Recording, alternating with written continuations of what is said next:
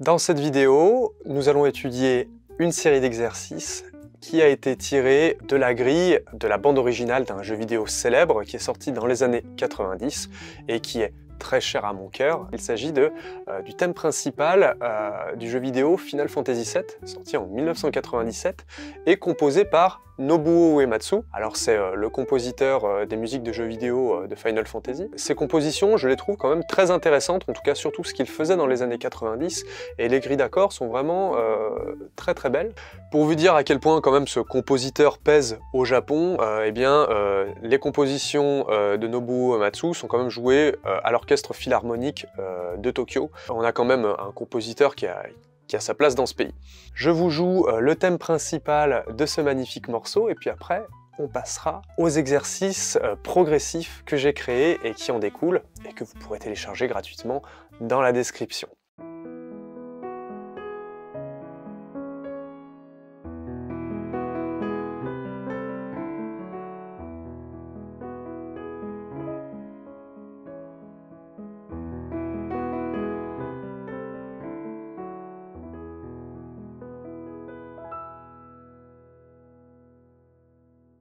Ça doit parler à certains d'entre vous. À partir de la grille d'accords suivante, que j'ai transposée en gamme de Fa majeur pour plus de simplicité, je viens de vous jouer un morceau en Mi majeur, toutes ces notes-là, mais je l'ai transposé en Fa majeur pour qu'il n'y ait qu'un seul bémol à la clé au lieu de 4 dièses comme dans la version originale. Cette grille d'accords, ça va être l'accord de Fa majeur, l'accord de Ré mineur, on revient à l'accord de Fa majeur, et puis après, on a l'accord de Ré bémol majeur, l'accord de Mi bémol majeur et l'accord de Fa majeur. Regardons les exercices que je vous ai concoctés. La partition s'affiche avec les doigtés, la clé de Fa, la clé de Sol et les accords au-dessus. Alors, si vous avez du mal à lire la clé de Fa, vous pouvez vous référer aux accords qu'il y a au-dessus pour plus de simplicité, et en plus, l'aide-mémoire de ces accords est disponible en téléchargement dans la description, avec la partition bien sûr. Le premier exercice, nous allons simplement enchaîner les accords en rythme, parfait si vous êtes débutant, et les accords en position fondamentale. Nous avons le premier accord, la mesure, le morceau est en 4-4, ça veut dire que par mesure, entre chaque barre, il va y avoir 4 battements de métronome, et donc sur le premier temps, on va jouer la note de basse avec le doigt numéro 1, le pouce, et puis après, sur les 3 autres temps, on va jouer l'accord. 1, 2, 3, 4. Ok ? Sur la deuxième mesure, on va enchaîner en fait les accords de cette manière. Et après, on revient à l'accord de Fa. 3, 4. Ensuite, accord de Ré bémol. 1, 2, 3, 4. 1, 2, 3, 4. 1, 2, 3, 4. Les doigtés à la main droite ne changent pas. 1, 2 et 3 pour les doigts. Certaines personnes, surtout dans le classique, vont vous dire de mettre 1, 3, 5. Mettez 1, 3, 5 si vous voulez. Mais 1, 2 et 3, pour commencer à jouer les accords, c'est quand même plus pratique, parce que quand on fera des accords à 4 sons, ça nous entraîne à laisser le petit doigt de libre pour aller soit chercher la fondamentale au-dessus, soit chercher une septième, ou une sixte, quand on aura besoin de faire ça. Nous analyserons l'intérêt de cette grille d'accords un peu plus tard dans la vidéo, car c'est quand même important de comprendre ce que l'on fait. Ça nous donne une approche progressive de la compréhension de la grammaire musicale. Maintenant, nous allons passer au deuxième exercice que je vous ai concocté.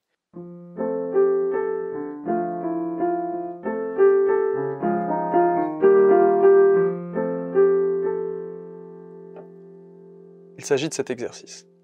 C'est assez simple. La main gauche va jouer l'accord en question en position fondamentale. Pour ceux qui ne jurent que par les renversements, il faut comprendre que la position fondamentale, c'est une position qui est très importante, surtout à la main gauche, parce qu'elle permet de mettre la note de basse, de mettre la fondamentale de l'accord tout à gauche, et ça permet de bien faire résonner l'accord.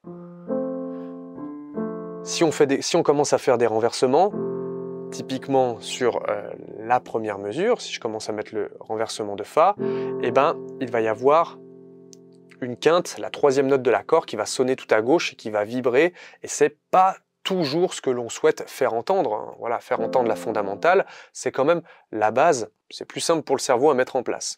Donc, je joue mon accord à la main gauche, au lieu de le plaquer directement, je vais le faire en ce qu'on appelle petite pompe, d'abord jouer la fondamentale, et ensuite jouer les deux autres notes de l'accord. Les deux autres notes de l'accord, eh bien ça s'appelle la tierce et la quinte, ok? Donc je fais ce balancier. Pour le deuxième accord, je vais faire l'accord de Ré mineur, de cette manière. Je reviens sur le premier accord, l'accord de Fa majeur, comme ceci. Et puis après, l'accord de Ré bémol majeur, que je vais jouer de la même façon, puis l'accord de Mi bémol, comme ceci, puis l'accord de Fa majeur. Ok? On s'entraîne à placer les accords de la main gauche de cette manière. On essaie de les apprendre par cœur sans la main droite.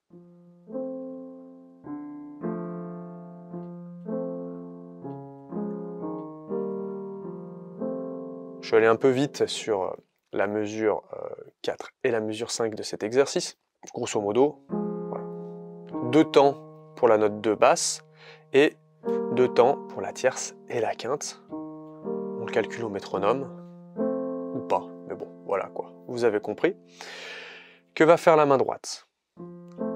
La main droite, elle va jouer sur la gamme de Fa majeur et sur la gamme de Fa mineur à partir de la mesure 4 et la mesure 5. Ou alors, ça peut être aussi sur la gamme de Fa mixolydien bémol 6. On y reviendra après. Ce sont en fait les gammes sur lesquelles sont construites la mélodie et la grille d'accords, et sur lesquelles vous pourrez improviser sur la grille d'accords, voilà, si vous avez un élan créatif. Regardons la mélodie. Le Sol et le La vont être joués à la main droite sur la première mesure. On va jouer ce petit motif, les deux notes collées l'une à l'autre. La, Sol, La, sur la tierce et la quinte de la main gauche. On va réitérer ce motif un petit peu plus bas sur la deuxième mesure. Vous voyez? Alors ces deux notes, qu'est-ce qu'elles représentent par rapport à la gamme, par rapport à l'accord sur laquelle elles sont? Eh bien, en fait, la première note de ce petit motif, ça va être la tierce de l'accord en question. L'accord en question, présentement, c'est l'accord de Fa, sa tierce, c'est la note de La. La deuxième note de l'accord de Fa, c'est le La. Donc, vous voyez? Comme ceci.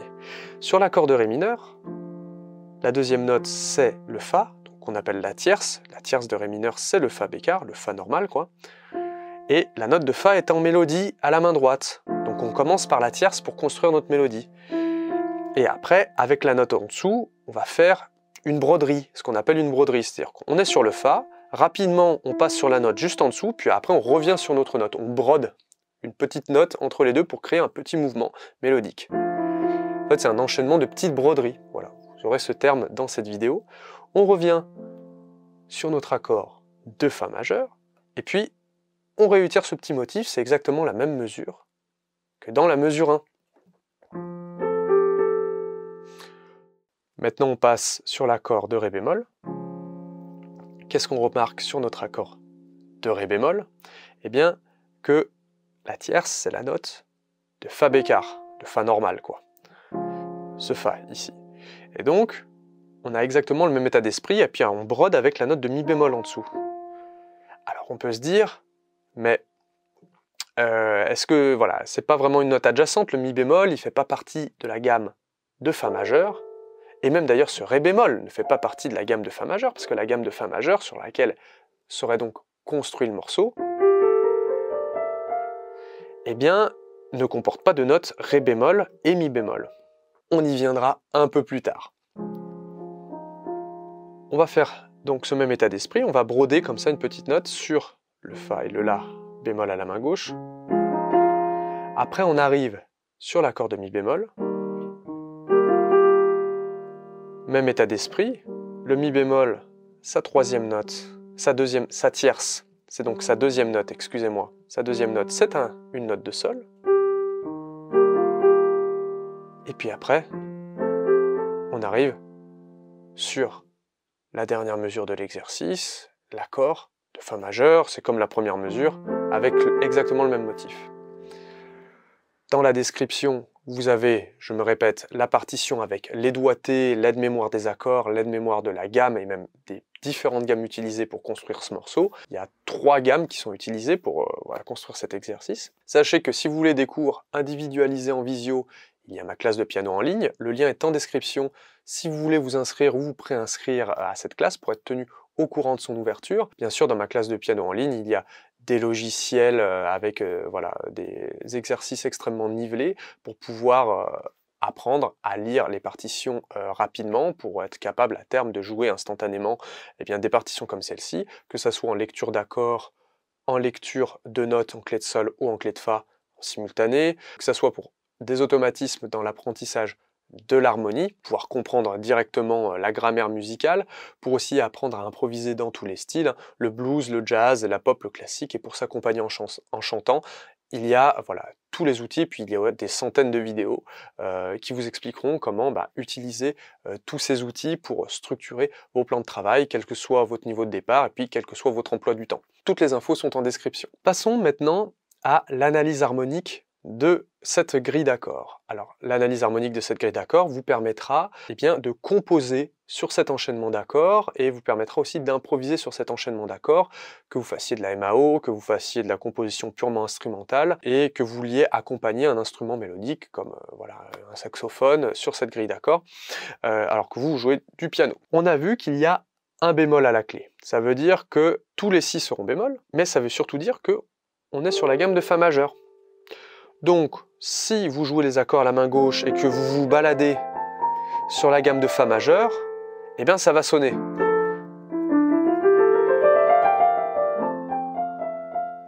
En tout cas, pour les 3 premières mesures. Après, sur la mesure 4 et la mesure 5, ça change un peu parce qu'on a un Ré bémol et un Mi bémol. On va voir ce qu'ils font là et on va voir sur la mesure 4 et la mesure 5 sur quelle gamme est-ce qu'il faut improviser.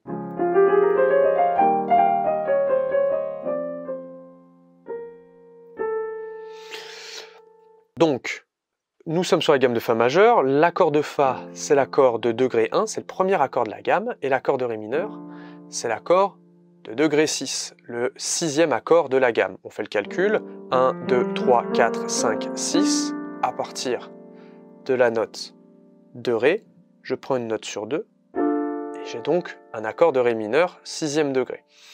Le Ré bémol, en fait, ça va être l'accord du 6e degré, comme ceci, le Ré, mais qui a été bémolisé, et l'accord de Mi bémol, c'est la note du 7e degré, c'est le 7e degré, c'est l'accord du 7e degré qui a été abaissé d'un demi-ton.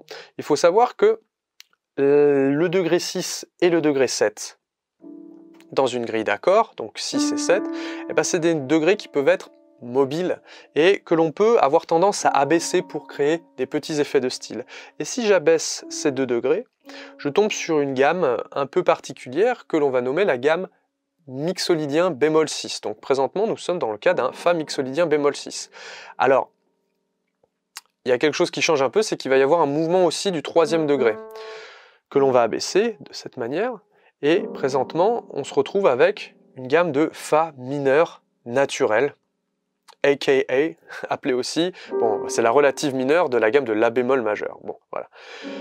On se retrouve dans ce cas-là. Et en gros, sur la mesure 4 et la mesure 5, en fait, on va avoir un emprunt à la gamme mineure naturelle de Fa. Mais sur la dernière mesure, on arrive sur un accord de Fa majeur. Donc on revient à la gamme de Fa majeur sur la dernière mesure parce qu'on a un accord de Fa majeur qui va comporter la note de La bécard, comme ceci.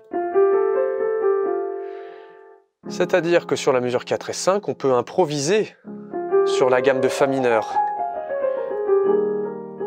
Et après, quand on arrive sur la dernière mesure, on improvise bien sur la gamme de Fa majeur.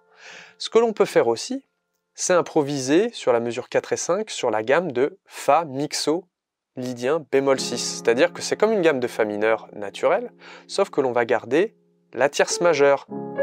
On va essayer d'éviter de faire sonner sur l'accord de Ré bémol la note de La, parce qu'il va comporter un La bémol, donc qui est la tierce mineure. Mais lorsque l'on arrive sur l'accord de mi bémol majeur, on peut faire sonner ce La bécard. Ça sonne peut-être un peu dur, mais si on va vite dessus, on garde en fait cette sonorité majeure et donc cette sonorité du mixo bémol 6 qui était très prisée à l'ère romantique hein, chez Chopin, Debussy, Ravel. Ce sont des modes qui sont assez utilisés puis qui sont aussi très utilisés dans le jazz. Concernant la gamme mixo bémol 6, j'y reviendrai spécifiquement dans une vidéo à venir. C'est quand même un mode qui est important à comprendre et à connaître. Donc nous sommes ici, accord de Ré bémol.